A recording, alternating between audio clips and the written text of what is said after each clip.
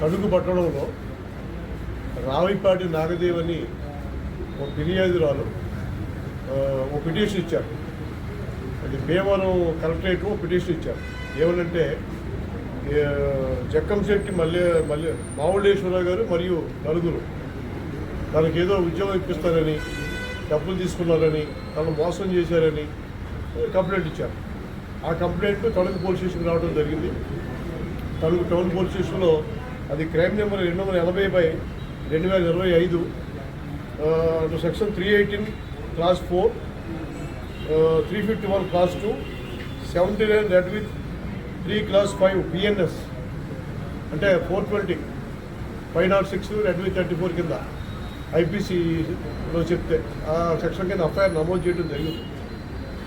యాక్చువల్గా వాస్తవానికి మావుడేస్లో ఏసీబీ దగ్గరికి వచ్చాడు. ఏలూరు ఏసీబీ కార్యాలయానికి వచ్చి అతను చెప్పింది ఏంటంటే వాళ్ళు యాక్చువల్గా వడ్డీకి డబ్బులు తీసుకుని ఇచ్చారని, వడ్డీ కడుతూ వచ్చారని, వారి ఆర్థిక ఇబ్బందుల వల్ల ఆ డబ్బులు కట్టలేకపోతే వారు ఏదో ఉద్యోగం ఇప్పిస్తున్న మోసం చేసి డబ్బులు తీసుకున్నట్టుగా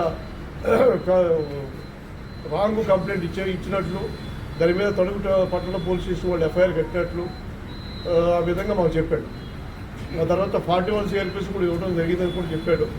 అయితే ఇక్కడ రైటర్ సుబ్బారావు గారు సిఐ గారు చెప్తున్నారని చెప్పేసి నాన్ అవైలబుల్ సెక్షన్ల కింద ఆర్డర్ చేసి మళ్ళీ అరెస్ట్ చేస్తాను అని సిఐ గారు చెప్పినట్లు సుబ్బారావు గారు ఈ మావుళ్ళేశ్వర గారికి ఈ నలుగురికి చెప్పినట్లు, సో నాన్ అవైలబుల్ సెక్షన్ కింద ఆర్డర్ చేసి మళ్ళీ అరెస్ట్ చేస్తారు అనే భయంతో మా దగ్గరికి రావడం జరిగింది. సో ఆ విధంగా చేయకుండా ఉండాలంటే డబ్బులు కావాలని చెప్పి డిమాండ్ చేసినట్టు తెలిసింది. 30,000 డిమాండ్ చేసినట్టు ఇనిషియల్గా. తర్వాత వాళ్ళు మాట్లాడుకుంటే 20,000 సిఐ గారు కానీ 5,000 రైటర్ గారు కానీ ఒప్పందం కుదిరినట్టుగా ఇదంతా కూడా రైటర్ సుబ్బారావు గారు చెప్పినట్టే చెప్పాడు మాకు. సో సిఐ గారు రైటర్ సుబ్బారావు గారు చెప్పినట్టు, రైటర్ సుబ్బారావు గారు ఏమో ఈ చెప్పినట్లుగా మాకు చెప్పారు. సో మేము ఆ విధంగా నిన్నే కంప్లైంట్ తీసుకున్నాము.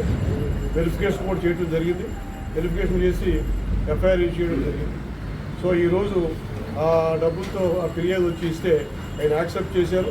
సో అవన్నీ 25,000 రూపాయలు సుబ్బారావు గారి దగ్గర సీజ్ చేయడం జరిగింది.